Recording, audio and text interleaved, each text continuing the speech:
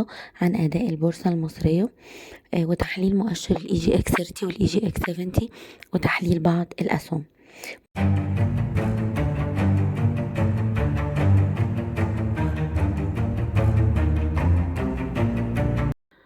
وصل معايا مؤشر ال EGX30 لأعلى مستوى في جلسات الأسبوع السابق عند 17,057، وأدنى مستوى وصله 16,226 ليغلق عند مستوى 16,454. على المؤشرات الثبات فوق 16,566 إيجابي. الدعم الحالي بتاعي 16,226، كسره بيكون سلبي. في حالة الكسر ممكن ننزل لمستوى 15,748 ثم 15,595. مقاومة حالية عند 16,672،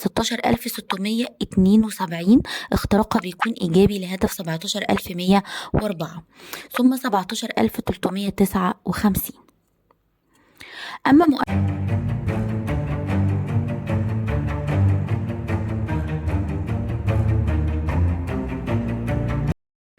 أما مؤشر ال EGX70 وصل لأعلى مستوى عند 3093، أدنى مستوى وصل له 2992 يغلق عند مستوى 3060. على المؤشرات الثبات فوق 3043 إيجابي. الدعم الحالي بتاعي 2992، كسره بيكون سلبي. ممكن ننزل لمستوى 2942 إلى 2927. مقاومة حالية 3073، اختراقها بيكون إيجابي، ثم 3093 اختراقها برضو إيجابي طبعا لهدف جديد خالص 3122 ثم 3168.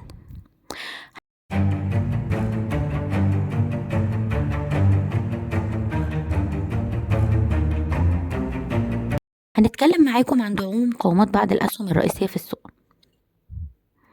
سهم البنك التجاري الدولي على المؤشرات الثبات فوق 52.77 قرش إيجابي. مقاومة حالية 54.50 قرش، اختراقها بيكون إيجابي لهدف 56.24. الدعم الحالي بتاعي 51.92 قرش، كسره سلبي.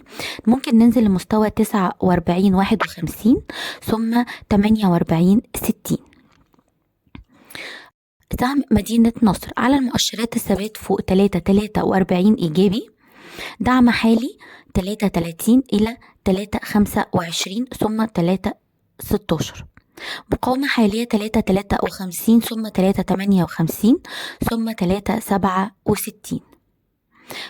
المجموعة المالية هرمز على المؤشرات الثبات فوق 19.53 إيجابي.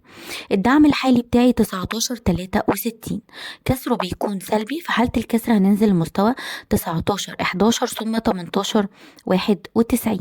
مقاومة قادمة 20.65